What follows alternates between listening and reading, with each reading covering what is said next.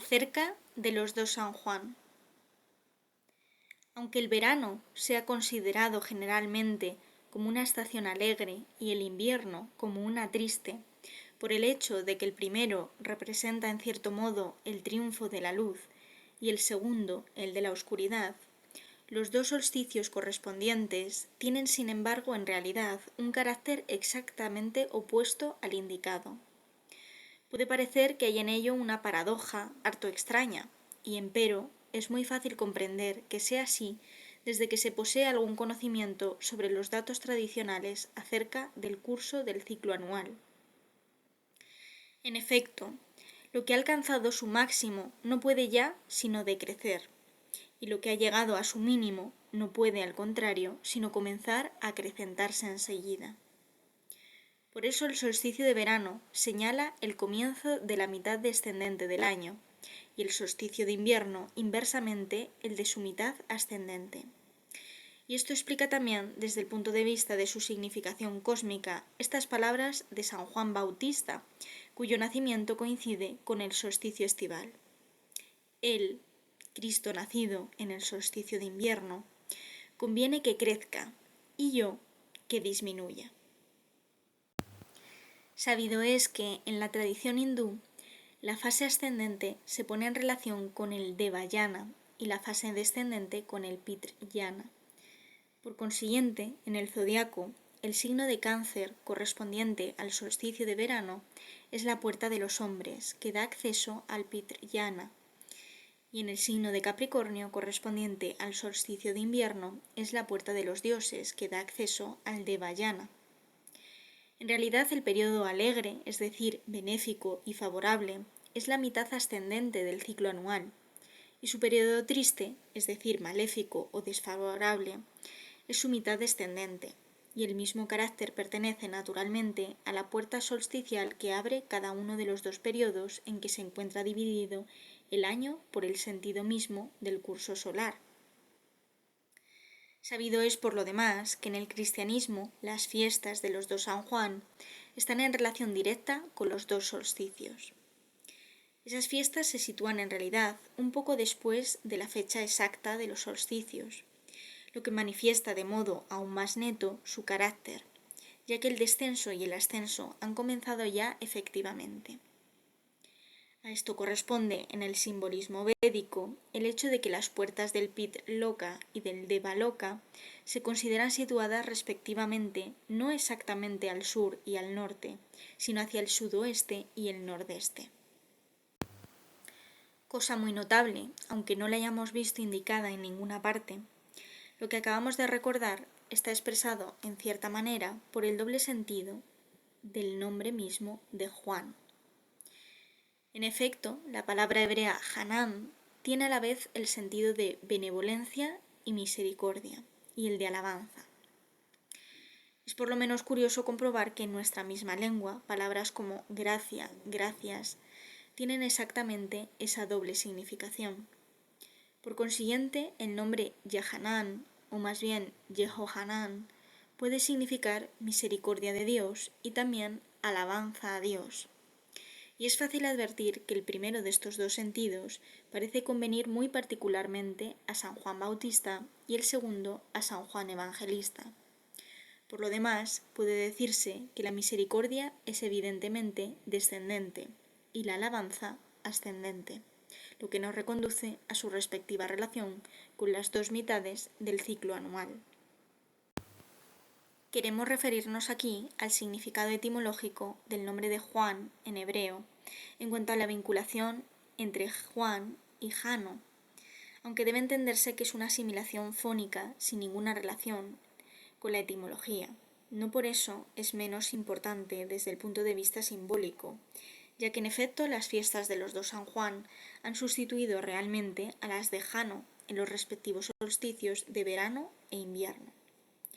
Recordaremos también, vinculando más especialmente a las ideas de tristeza y alegría que indicábamos en el texto, la figura folclórica francesa tan conocida, pero sin duda generalmente no comprendida muy bien, de Juan que llora y Juan que ríe, que es en el fondo una representación equivalente a la de los dos rostros de Jano, Juan que llora es el que implora la misericordia de Dios, es decir, San Juan Bautista, y Juan que ríe es el que le dirige alabanzas, es decir, San Juan Evangelista. En relación con los dos San Juan y su simbolismo solsticial, es interesante también considerar un símbolo que parece peculiar de la masonería anglosajona, o que al menos no se ha conservado sino en ella. Es un círculo con un punto en el centro, comprendido entre dos tangentes paralelas, y estas tangentes se dice que representan a los dos San Juan. En efecto, el círculo es aquí la figura del ciclo anual, y su significación solar se hace, por otra parte, más manifiesta por la presencia del punto en el centro, pues la misma figura es a la vez el signo astrológico del Sol, y las dos rectas paralelas son las tangentes a ese círculo en los dos puntos solsticiales, señalando así su carácter de puntos límite, ya que estos puntos son, en efecto, como los límites que el Sol no puede jamás sobrepasar en el curso de su marcha. Y porque esas líneas corresponden así a los dos solsticios, puede decirse también que representan por eso mismo a los dos San Juan. Hay empero en esta figuración una anomalía por lo menos aparente. El diámetro solsticial del ciclo anual debe considerarse, según lo hemos explicado en otras ocasiones, como relativamente vertical con respecto al diámetro equinoccial, y sólo de esta manera, por otra parte, las dos mitades del ciclo que van de un solsticio al otro pueden aparecer real y respectivamente como ascendente y descendente, pues entonces los puntos solsticiales constituyen el punto más alto y el punto más bajo del círculo. En tales condiciones, las tangentes a los extremos del diámetro solsticial, al ser perpendiculares a éste, serán necesariamente horizontales. Pero en el símbolo que ahora consideramos, las dos tangentes, al contrario, están figuradas como verticales.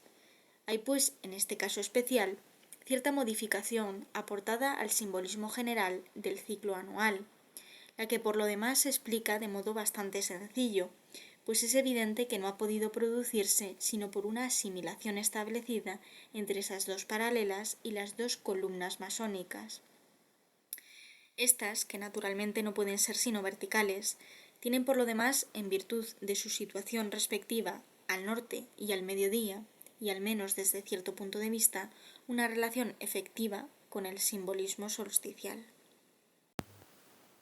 Este aspecto de las dos columnas se ve netamente sobre todo en el caso del simbolismo de las columnas de Hércules. En la representación geográfica que sitúa a esas columnas a una y otra parte del actual estrecho de Gibraltar, es evidente que la ubicada en Europa es la columna del norte y la ubicada en África es la del mediodía. El carácter de héroe solar de Hércules y la correspondencia zodiacal de sus 12 trabajos son cosas demasiado conocidas para que sea necesario insistir en ellas. Y es claro que precisamente ese carácter solar justifica la significación solsticial de las dos columnas a las cuales está vinculado su nombre. Siendo así, la divisa non plus ultra, referida a esas columnas, aparece como dotada de doble significación. No solamente expresa, según la interpretación habitual propia del punto de vista terrestre y por lo demás válida en su orden, que aquellas señalan los límites del mundo conocido, es decir, en realidad, que son los límites que por razones cuya investigación podría resultar de interés, no era permitido sobrepasar a los viajeros, sino que indica al mismo tiempo, y sin duda debería decirse ante todo, que desde el punto de vista celeste son los límites que el Sol no puede franquear y entre las cuales, como entre las dos tangentes de que tratábamos antes, se cumple interiormente su curso anual. En antiguas monedas españolas se ve una figuración de las columnas de Hércules unidas por una suerte de banderola en la que está inscrita la divisa non plus ultra. Ahora bien, cosa que parece bastante poco conocida y que señalaremos aquí a título de curiosidad, de esa figuración deriva el signo usual del dólar norteamericano. Pero toda la importancia fue dada a la banderola, que no era primitivamente sino un accesorio y que fue cambiada en una letra S, cuya forma aproximadamente tenía, mientras que las dos columnas que constituían el elemento esencial, quedaron reducidas a 2 trazos paralelos verticales, como las 2 tangentes del círculo en el simbolismo masónico que acabábamos de explicar. Y la cosa no carece de cierta ironía, pues precisamente el descubrimiento de América anuló de hecho la antigua aplicación geográfica del non plus ultra. El simbolismo solsticial de Jano. Acabamos de ver que el simbolismo de las 2 puertas solsticiales en Occidente existía entre los griegos y más en particular entre los pitagóricos. Se lo encuentra igualmente entre los latinos, donde está esencialmente vinculado con el simbolismo de Jano. Jano, en el aspecto de que ahora se trata, es propiamente el ianitor, portero, que abre y cierra las puertas ianuae del ciclo anual, con las llaves que son uno de sus principales atributos, y recordaremos a este respecto que la llave es un símbolo axial. Esto se refiere naturalmente al aspecto temporal del simbolismo de Jano. Sus 2 rostros, según la interpretación más habitual, se consideran como representación respectiva del pasado y el porvenir.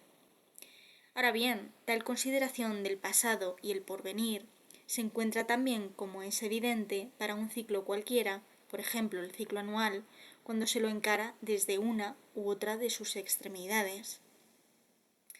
Desde este punto de vista, por lo demás, importa agregar, para completar la noción del triple tiempo, que entre el pasado, que ya no es, y el porvenir, que no es aún, el verdadero rostro de Jano, aquel que mira el presente, no es, se dice, ninguno de los 2 visibles. Ese tercer rostro, en efecto, es invisible porque el presente, en la manifestación temporal, no constituye sino un inaprensible instante. Por esta misma razón, ciertas lenguas, como el hebreo y el árabe, no tienen forma verbal correspondiente al presente. Pero cuando el ser se eleva por sobre las condiciones de esta manifestación transitoria y contingente, el presente contiene, al contrario, toda realidad. El tercer rostro de Jano corresponde, en otro simbolismo, el de la tradición hindú, al ojo frontal de Shiva, invisible también, puesto que no representado por órgano corporal alguno, ojo que figura el sentido de la eternidad. Una mirada de ese tercer ojo lo reduce todo a cenizas, es decir, destruye toda manifestación. Pero cuando la sucesión se transmuta en simultaneidad, lo temporal es intemporal.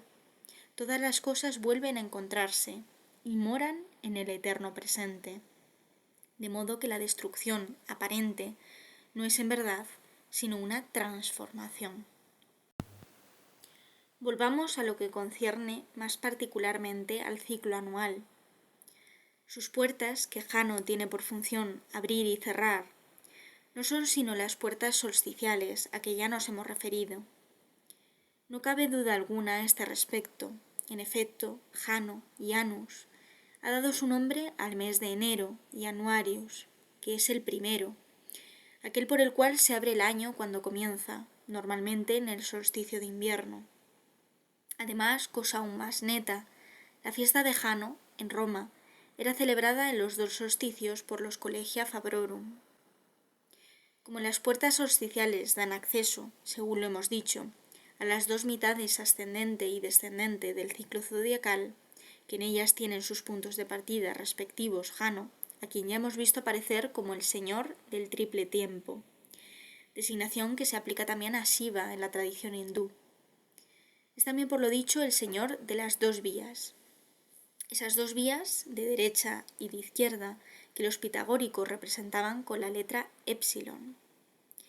Es lo que se figura también, en forma exotérica y moralizada, el mito de Hércules entre la virtud y el vicio, cuyo simbolismo se ha conservado en el 6º arcano del tarot.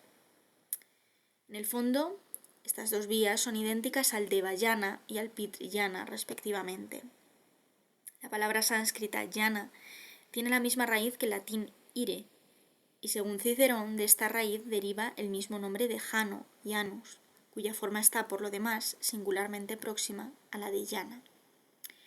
Es fácil comprender entonces que las llaves de Jano son en realidad aquellas mismas que según la tradición cristiana abren y cierran el reino de los cielos, correspondiendo en este sentido al de Vayana, la vía por la cual se alcanza aquel. Acerca de este simbolismo de las dos vías, cabe agregar que existe una tercera, la vía de en medio, que conduce directamente a la liberación. Esta vía correspondería a la prolongación superior, no trazada, de la parte vertical de la letra épsilon. Y esto ha de ponerse además en relación con lo que se ha dicho más arriba sobre el tercer rostro invisible de Jano. Estas dos llaves, una de oro y otra de plata, eran también respectivamente la de los grandes misterios y la de los pequeños misterios. En efecto, Jano era el dios de la iniciación. Notemos que la palabra initiatio proviene de inire y que por lo tanto se encuentra en ella también el verbo ire al que se vincula el nombre de Jano. Y esta atribución es de las más importantes, no solo en sí misma, sino además desde el punto de vista en que ahora nos situamos, porque existe una conexión manifiesta con lo que decíamos sobre la función propiamente iniciática de la caverna y de las otras imágenes del mundo equivalentes de ella, función que nos ha llevado precisamente a considerar el asunto de las puertas solsticiales. A ese título, por lo demás, Jano presidía los Collegia Fabrorum, depositarios de las iniciaciones, que como en todas las civilizaciones tradicionales estaban vinculadas con el ejercicio de las artesanías. Y es muy notable que esto, lejos de desaparecer con la antigua civilización romana, se haya continuado sin interrupción en el propio cristianismo, y que de ello, por extraño que parezca a quienes ignoran ciertas transmisiones, puedan aún encontrarse vestigios en nuestros mismos días. En el cristianismo, las fiestas solsticiales de Jano se han convertido en las de los dos San Juan, y éstas se celebran siempre en las mismas épocas, es decir, en los alrededores inmediatos de los dos solsticios de invierno y verano. El San Juan invernal está así muy próximo a la fiesta de Navidad, la cual desde otro punto de vista corresponde no menos exactamente al solsticio de invierno, según lo hemos explicado anteriormente. Un vitral del siglo XIII de la iglesia de Saint-Rémy, en Reims, presenta una figuración particularmente curiosa y sin duda excepcional. En relación con aquello de que aquí se trata, se ha discutido en vano la cuestión de cuál de los dos San Juan es el allí representado.